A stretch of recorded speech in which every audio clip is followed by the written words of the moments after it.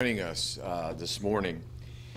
We're going to preview some of the new technology that we will be adding to IMPD's crime fighting efforts and its toolkit. The reasons that we are adding these tools is very simple. Today, our city is experiencing an unacceptable level of violence in neighborhoods across Marion County. And such an unprecedented time calls for an unprecedented response. The items we discuss today are part of that response, a response which is, in fact, the largest anti-crime investment in the history of Indianapolis. You will remember that in August, during the presentation of our comprehensive fiscal package, we outlined investments made possible through the American Rescue Plan. With that funding, we are boosting our anti-violence efforts by more than $150 million over a 3-year period.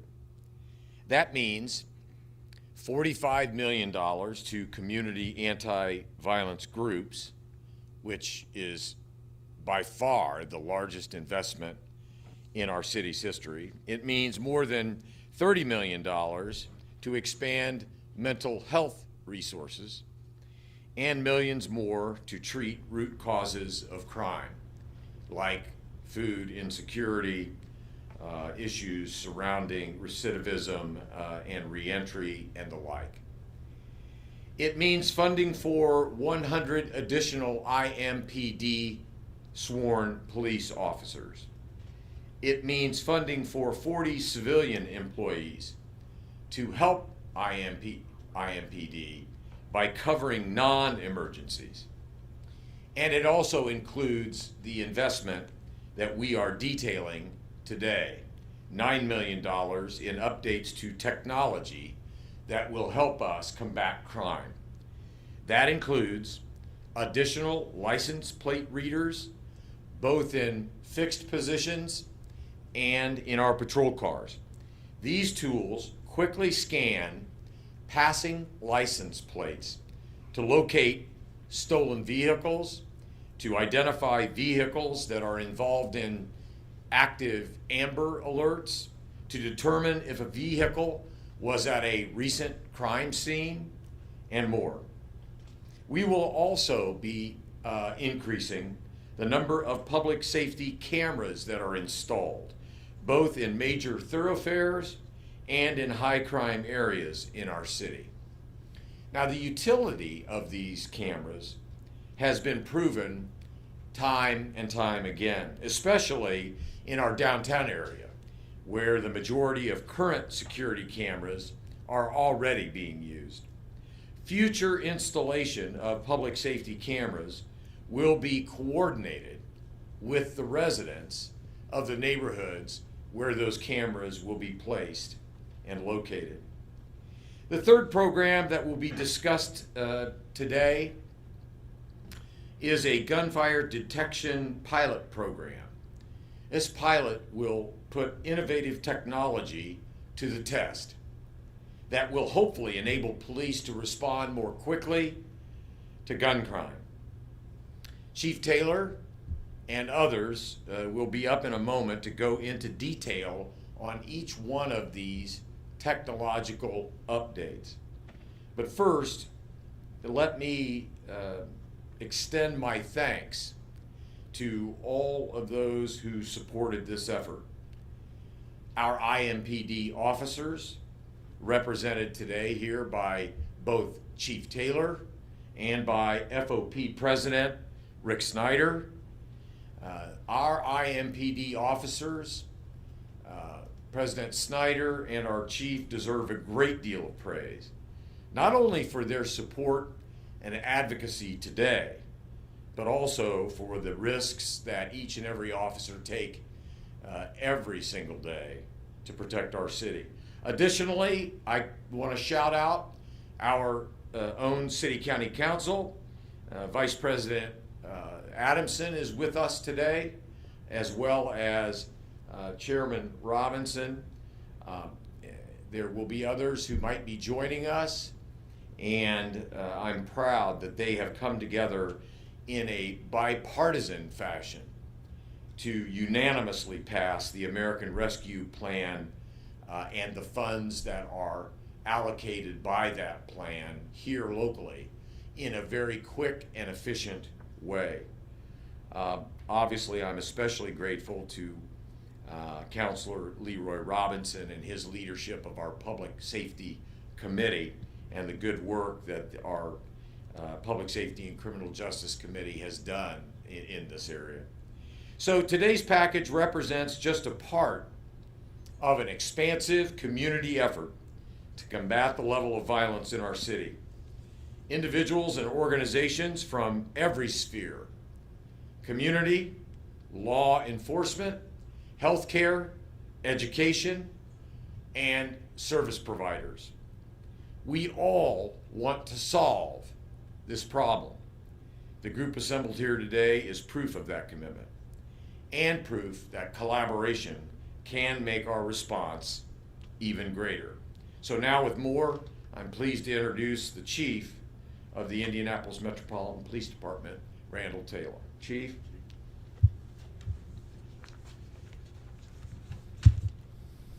Good morning. Thank you, Mayor. Thank you for members of the City County Council, as well as President Rick Snyder with the FOP, and of course all the brave men and women of the IMPD. This appropriation of funds sends a strong message to the residents, for the residents of Indianapolis. It tells them that solving crimes and taking violent criminals off the street are of a great importance to the IMPD. Over my 34 years of law enforcement, I've seen technology change in incredible ways. I won't go back 34 years and tell you what I was using because you wouldn't even know about them. It's been so long ago. But the changes are incredible. Recently we've implemented body-worn cameras, which has been huge. But what is left, what we're going to experience with this outlay of $9 million over 3 years is really going to help the IMPD become a cutting-edge department, which is what the community deserves.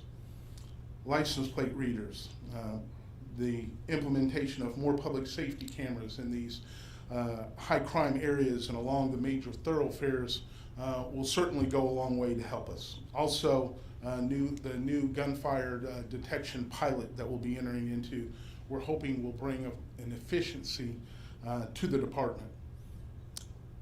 These tools will bring down crime in Indianapolis, in our communities, and that's what we're looking for. Most importantly, I want to thank the community who continues to support IMPD. Now I'll leave all the details to Major Thomas and Assistant Chief Bailey as to what exactly will happen with these things. But be assured that this is the right move for Indianapolis, and we expect to see great results because of that. I will now bring to the podium Chairman and Councilman Leroy Robinson. Thank you. Good morning, everyone. Good morning. Thank you, Chief. Thank you, Mr. Mayor. Thank you for having us all here this morning. Leroy Robinson, Chair of Public Safety for the City of Indianapolis. I'm excited to hear about these details this morning, the new technology tools that we'll be offering up to our officers in their toolbox. As both a counselor and Chair of Public Safety and Criminal Justice Committee, the issue of violence in our city is also my #1 priority. Each instance of violence in our city and in our community hangs heavy on the hearts of all of our 25 counselors.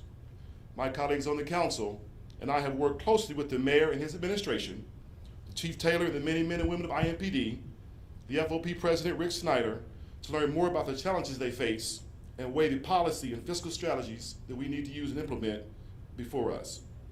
It's with those challenges in mind that the council has allocated $3.3 million to a combination of initiatives to address root causes of violence in our city, and in technology systems and resources to provide real-time data to our law enforcement partners. And this fall, the council will work with the Mayor Hogsett administration to adopt the American Rescue Plan fiscal package that provides an additional $33 million to IMPD, which among other things will fund these technological advances and purchase these tools, of which we will learn more about this morning. And although the council is yet to vote on Mayor Hogsett's 2022 budget, I believe with a broad bipartisan support, we'll pass this proposal out of the Public Safety Committee and for the full council for these violence prevention initiatives. Violence in our city is a product of many factors. I know everyone who loves our city, including all those up here, wish there's a simple answer, but very complex problems do not have simple answers.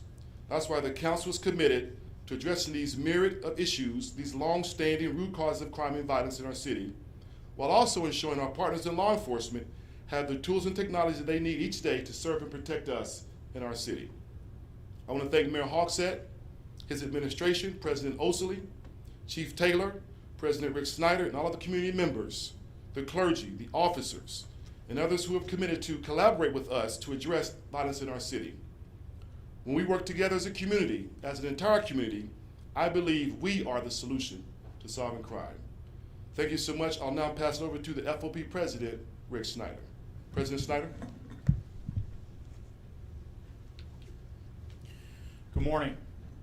Today is a very positive step forward. It's a step that was first taken back in January of 2019 when our rank and file officers extended a hand in partnership and collaboration to the city and called for the implementation of the body-worn camera system, as well as this technology that's being announced today, which is that of license plate reader technology, public safety cameras, and the gunshot detection systems.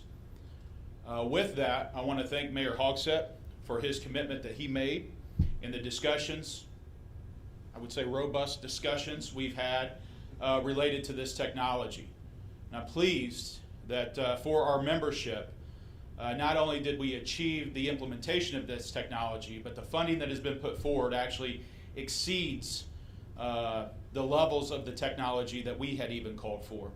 So I appreciate the commitment of the mayor to fully fund 350 public safety cameras, 350 license plate reader technologies, as well as a gunshot detection system that actually includes more square mileage coverage than even what we were looking at and asking for. I think that's very important to note.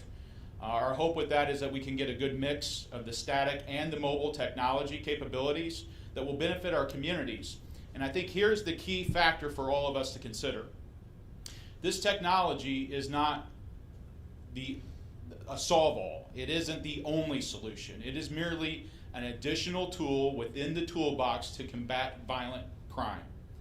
But here is the key distinction. This technology allows us as a community to quickly filter through good folks who are doing good in the neighborhoods and quickly help identify those bad actors and those repeat violent offenders that are traveling and acting within our neighborhoods.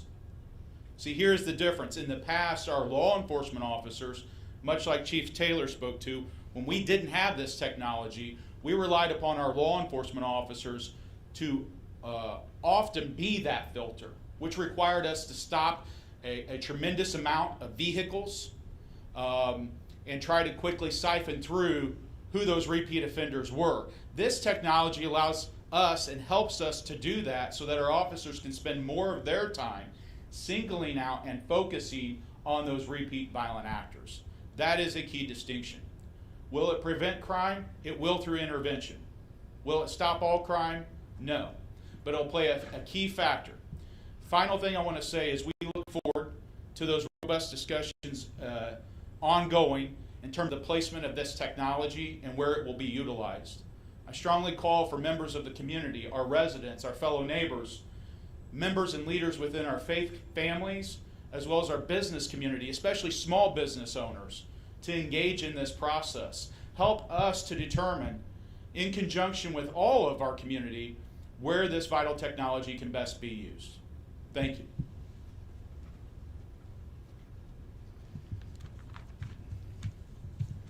Good morning. Hello, I'm Matt Thomas. I serve as the major of the Criminal Investigations Division. First, I want you to know IMPD is committed to ensuring every victim of a crime has the same opportunity to receive justice in their case. Victims have expectations their cases will be solved. I want to take you through some of the technology that IMPD utilizes to meet the expectations of victims in the cases we investigate as we work to reduce gun violence. I'll start with public safety cameras. The camera behind me with the white box and black dome is a model we have been deploying throughout downtown and at intersections throughout the city. In total, the City Public Safety Camera Program and companion B-Link program, sponsored by local businesses via the Indy Public Safety Foundation, provide for over 200 views of our public spaces. Quite simply, these cameras record video day and night. During a typical investigation, IMPD detectives canvass for leads and witnesses. Each public safety camera acts as a witness in our public spaces, providing key evidence in trials and transparency in our police-community interactions. Suspect and suspect vehicle photographs are relayed to officers for use during patrol. Next, we have stationary license plate readers, or LPRs. Currently, IMPD has about 24 LPRs located on our roads. LPRs are solely focused on vehicles. The devices take a photograph when a vehicle passes by. This photograph creates a snapshot in time, placing that license plate at a specific location and traveling in a specific direction. A second type of LPR is the mobile LPR. You likely have already seen these as they are deployed on 8 marked IMPD patrol cars throughout our districts.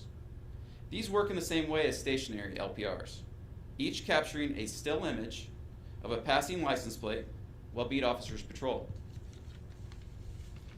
LPRs enhance public safety in a variety of ways, from locating missing adults and children, identifying suspects in hit-and-run accident investigations, to interrupting crime series involving vehicles. These devices also act as witnesses, allowing us to rapidly focus resources on locating the suspect vehicle and only the suspect vehicle, instead of using the former dragnet approach to canvassing. This administration has already found funding to upgrade the infrastructure that supports the program, in existence since before Indianapolis hosted the Super Bowl in 2012. But now, as our community unites, we have a unique opportunity for a more robust deployment of public safety cameras and license plate readers throughout our city. These installations and upgrades are ongoing. Additionally, IMPD is working to evaluate if companion technologies such as gunshot detection systems and traffic speed devices are right for our city and our needs.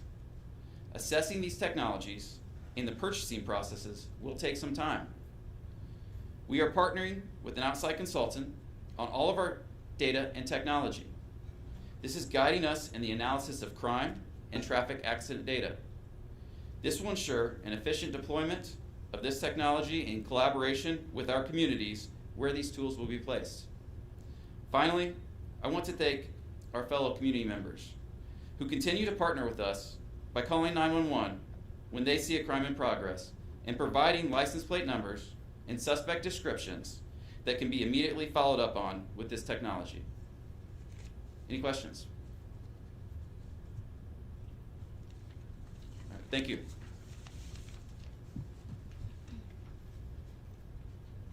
Any questions? How many cameras, the 9 million, how many cameras for both the LPRs and the regular cameras? And how many cameras we're looking at? Yeah, several hundred. Those numbers will come as a result of the process for procuring the devices, but we do expect a balance of the LPRs and public safety cameras. Where will it go? Do we have any idea? The analysis is ongoing, and it's going to be based on crime and traffic safety data. And when we complete that, that will allow us to deploy the devices in the appropriate locations and then communicate that with our district commanders to have those conversations with our community stakeholders in each area. How long will that take? So We expect a few months to complete the analysis. Hopefully we'll have it done sooner. We want it to be right, and this consultant is walking us through this process. But we'll already begin the process for procuring the appropriate technology to fulfill the results of the analysis. Chief Taylor used the word, this is for either of you, but you used the word efficiency in talking about the event of the gunshot detector. How specifically does that help? Presumably you get 911 calls in a lot of gunshot cases. How does this improve the response to those? Absolutely. So there are a variety of gunshot detection platforms, and that's what a procurement process for a pilot will help us understand better. But in general, the devices use sound to pinpoint the location of gunfire and differentiate that gunfire from other sounds. And then when you combine that with license plate readers and public safety cameras, you're able to piece some puzzle pieces together to provide evidence in a case and deploy officers to a scene quickly. Is it fair to say that this is more a getting bad guys off the street tool as opposed to a crime prevention tool? I would say it's both, because we have recognized in Indianapolis that we do have chronic offenders who disproportionately affect our community. And through technology, we're able to focus on the concentrations of victimization within our community. If I follow the mayor correctly, the cameras and the LPRs, that is an expansion, that's 350 we're putting in, whereas this, I believe you described as a pilot. How many of these are we going to put in, and then what are we going to be watching for before it's going to? So the gunshot detection system works on square miles, depending on which, well, all of them pretty much work the same way. So they go on poles, they go on buildings, and then it kind of creates a net around this particular area of the city. And so what we've estimated in the budget that was approved by the council was a 4 to 5 square mile area to test. And so it doesn't have to be the same area. It could be a couple different areas, but the technology you have to have a designated area. So that's why we want to work it in conjunction with the cameras and LPR, but also identify areas that have a significant number of shots fired runs, that have a significant number of gun violence and violence in general, but also a neighborhood that has a diverse population and a population that wants the technology in its area. There's estimates between 50 and 90% of actual shots fired in neighborhoods are not reported to the police. What this technology does, it automatically notifies officers in the area that there's been gunshots and pinpoints the location where those shots were possibly coming from. And then the officers are dispatched or self-dispatch themselves to that area to try to find someone who's injured that have been shot and render aid or get aid to them, or recover evidence related to the shots fired, shell casings, firearms, that kind of thing. Can you better explain why technology, why these tools will help curb crime instead of putting these millions of dollars into personnel and staff? Why is this going to really help? It's a force multiplier. There's only so many cops in the city. The city's 350 square miles. We have 1,743 authorized strength cops. 100 more if we were able to get to 1843. You can't possibly be everywhere. This is a force multiplier. Some people say in some studies that one camera in the neighborhood can replace 4 officers because it's always there. It's always watching something. It also, I think, provides a perception of less crime in an area. It makes people feel better when they see these things. Most people, 99% of the people that live in our neighborhoods that are impacted by violent crime are good people. They want to sit on their porches. They want to let their kids play in their front yard. So these things give them a sense of safety too. Also, as the major mentioned, we have a problem in the city with people cooperating with investigations. We have a problem with people being scared to testify in court. The cameras aren't afraid to testify in court. We have multiple incidents where cameras have helped us solve cases to prevent a human witness from having to set foot in a courtroom and put themselves in danger by testifying. So there are multiple ways that technology helps. It also helps deploy our resources, limited resources, to the right places at the right times. That's why all this has been a process. We started with getting our data correct with some of that. And now we're moving into adding these pieces of technology and getting people behind those doors back there, the right pieces they need to help our officers in the street be more on the spot in the right places at the right time to impact violent crime from happening, and also hold them accountable. Have you chosen which company? Is it ShotSpotter or which Gunshot Detection? No, it's a lot of money, and there are rules in city government that we have to follow when it comes to procuring things. So we have to go through the procurement process. We'll have to put out a request for information, and then request for purchasing, and then allocate the funds. It's not, we can't just go out and spend $1 million without going through the process. So luckily for us on cameras and LPR, we have existing contracts that we just add on to those contracts as we add more pieces to the puzzle. Thank you What are all. some of the metrics you're going to be looking at to say if the pilot program was successful or not? Whether there was a reduction in crime, what impact it had on our officers and the response time. There's a lot of studies out there when you look at gunshot detection. Chicago's a great thing to look at, the issues they're going through with their. The vendor told us that it increases the officer's run load fivefold on shots fired runs.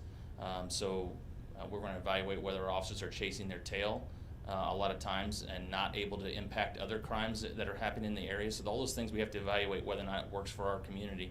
And then ultimately, after 3 years, the council and the mayor, whoever sits in our seats, has to decide whether or not that's something they want to keep funding, because it's expensive technology and it has to be funded year after year after year if you're going to keep it and expand it. Thank you all. Thank you.